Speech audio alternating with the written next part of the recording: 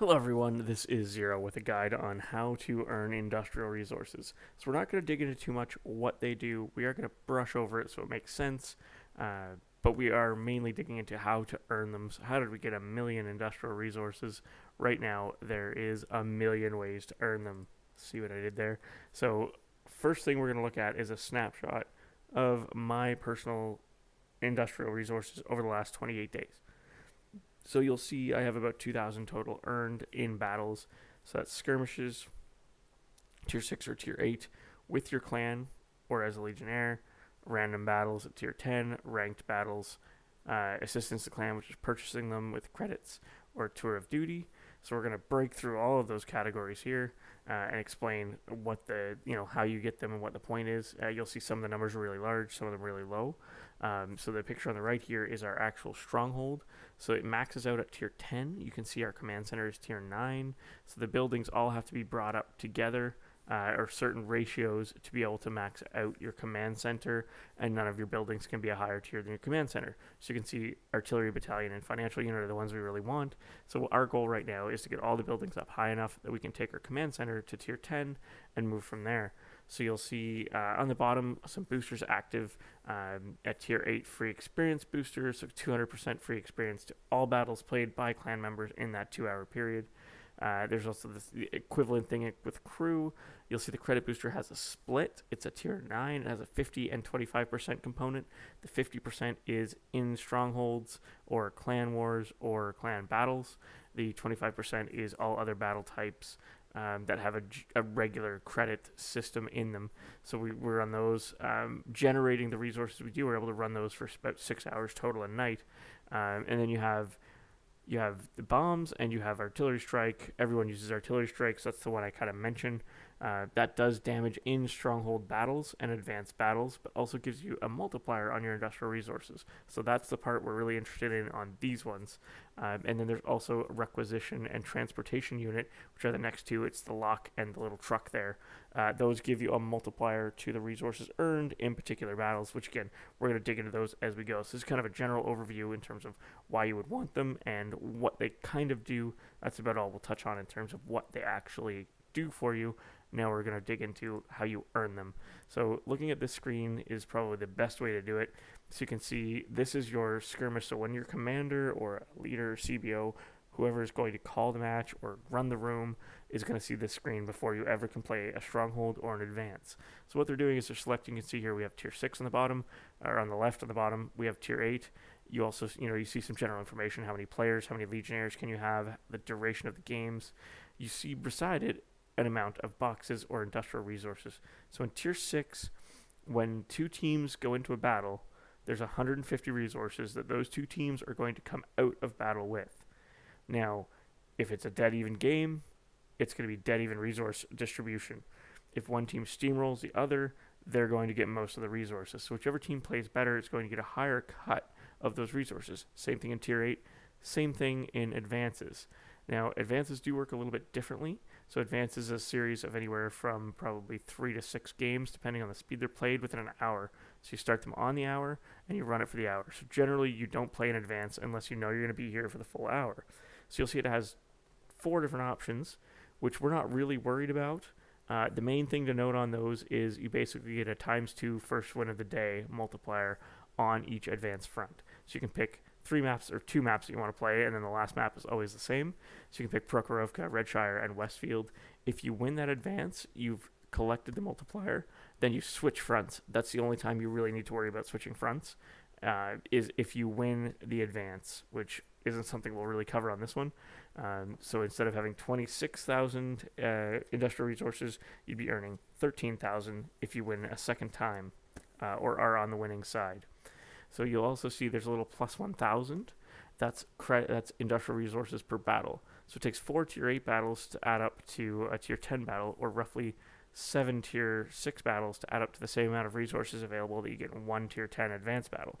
So when it comes to earning industrial resources, advances really are much more efficient, because you're talking 1,000 per battle, but you're also talking 26,000 if you capture the enemy's citadel. So I will at some point do a guide on how to play advances, but essentially it's a tug of war. If you completely roll the tug of war, you're going to get 26,000 industrial resources. And those numbers, so all of these numbers, the 26,000, the 1,000, 250, 150, the percentage of those that you win. So let's say in a tier 6 battle we do really well, we earn 100 of the 150 base. Now let's go to the right. We dropped tier 6 artillery strike. That gives us a 35% bonus, which means we now have 135 industrial resources from that battle. Let's say we were also running a tier 6 transportation unit. That's another 35%. So now we've got 170 industrial resources from that battle. And that stuff starts to add up. There are costs associated with those, but that's a cost analysis for another day for clan leaders or callers to say, are these things worth it? So we're not going to worry about that today. We're just worried that those add a multiplier. So if you're dropping bombs, you really want to, it's going to multiply your industrial resources. Tier 8 and tier 10, generally you always drop bombs, because even on a loss, the multiplier is going to cover the cost. But again, don't want to dig in too much into that. So transportation unit also works in advances, but it only multiplies the amount per battle. So of that 1,000, let's say you win 700, and you have a transportation tier 10 reserve in there, you get a 60% boost to that. So that's, another 210. I'm not even going to do the math. Never mind. Let's say you win all 1,000, and you have a 60% multiplier from the tier 10 transportation unit.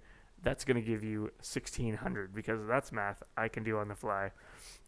So those boosters make a much, much, much bigger difference and are much more cost effective when you're playing advances, because the numbers are just so much bigger. The other thing is, this last one we haven't really talked about on the bottom right is the requisition reserve. So what that is, you only use one per advance. So when you start the advance, you have to have it in there. You can't put it in after. You put it in. That tier 10 right now says 60% boost to industrial resources. So if you win, if you take the enemy citadel, you get 26,000 industrial resources, plus all the individual resources from your battles and your multipliers from those. You also get a 60% multiplier on the 26,000.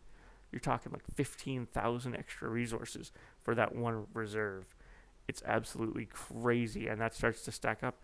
You're talking 40,000, 45,000 industrial resources on a really solid advance win. So that's a big deal, right? So this is how you earn them.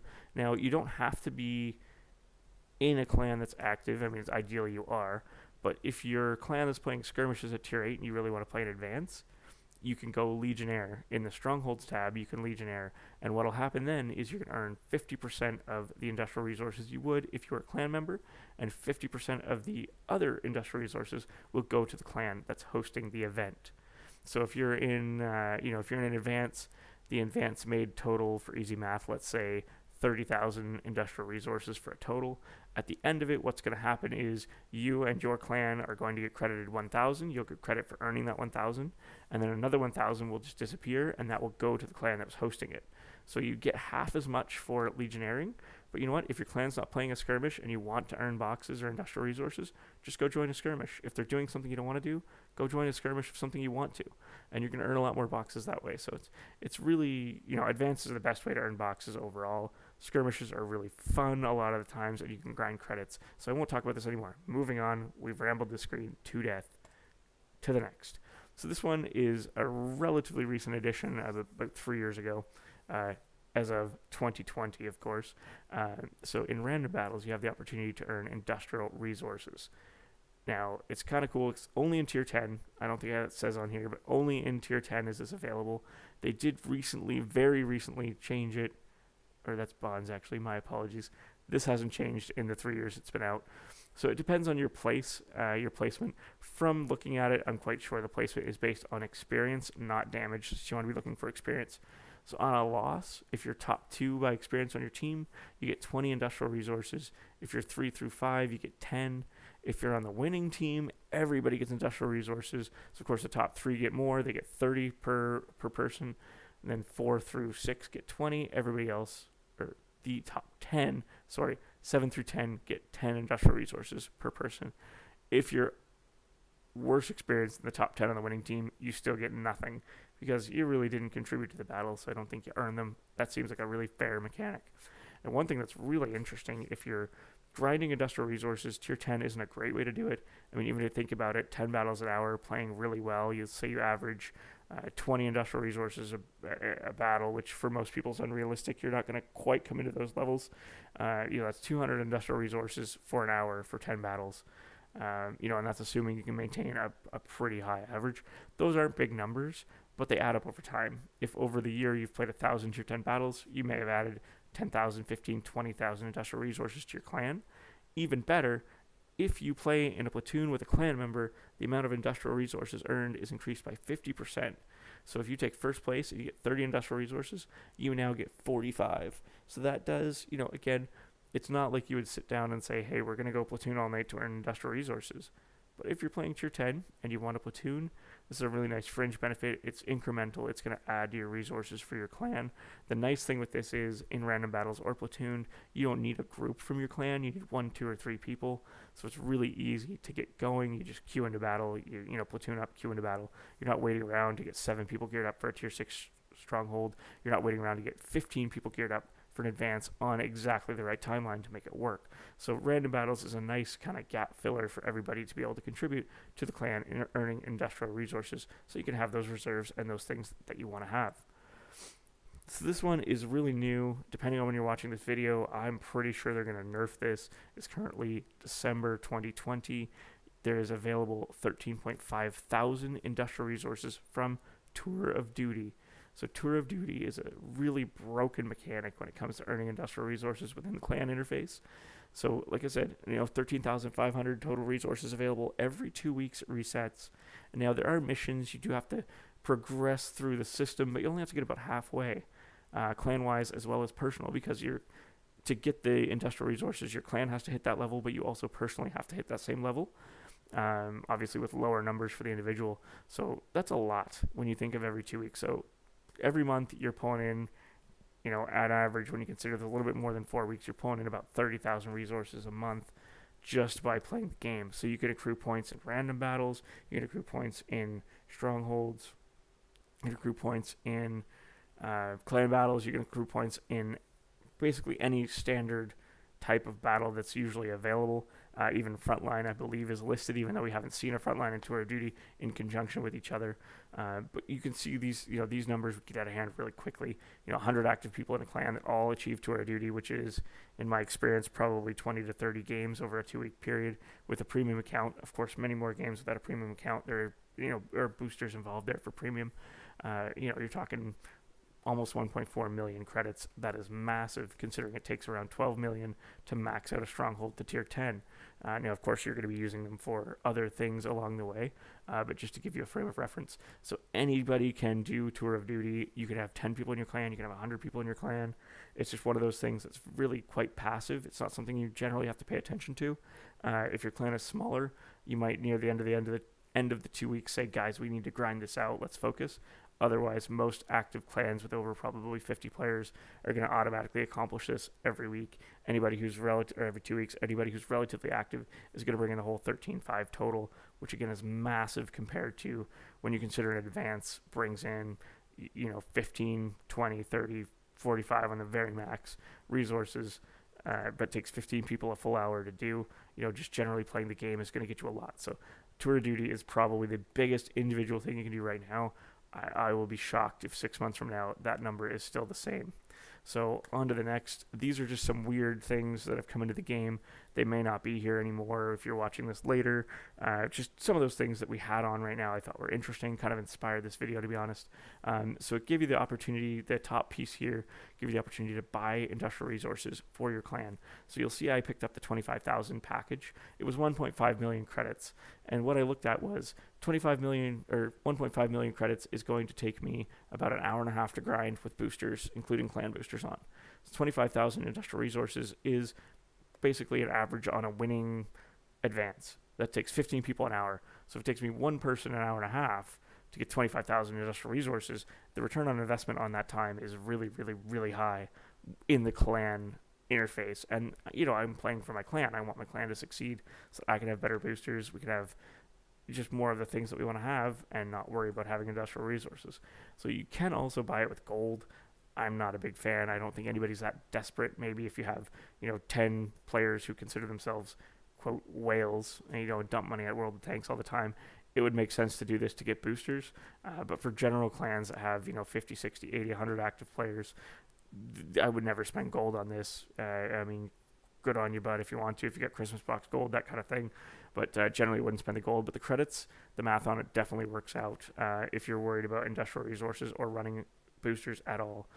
You'll also see down in the bottom, 8:04 p.m. That's just a snippet from our placing in the top bracket for Clan Wars, which means we made playoffs. If you play in the playoffs, you automatically get industrial resources to the tune of 20,000. If we had won and the other people who did win got bigger amounts, I believe up to about 75,000 industrial resources, which the game admins have to place in manually, so you see it a week or so later. We just got ours the other day, which kind of made me think about doing this video along with the being able to buy them. So there's some really interesting ways to earn industrial resources. I think you've seen what ones are, really provide a lot of bang for your buck, that being Tour of Duty, advances, and the small supply of industrial resources for credits. Clan Wars, we played about 1,200 battles to get those 20,000 industrial resources, so it's not really an effective way to get them. They were just one of those things that we got because we were doing something else. But you're going to see that in tier 10 randoms as well. You're not going to grind out industrial resources in tier 10 randoms. You may be grinding bonds, and a fringe benefit, you're going to grind industrial resources. So I hope this guide was helpful. If you have questions, comments, rude remarks, you're still not clear on anything, post a comment down below. I'll do my best to help out and either revise things here or help you in the comments. Please leave a subscribe so you can see my future content, and we'll talk to you soon.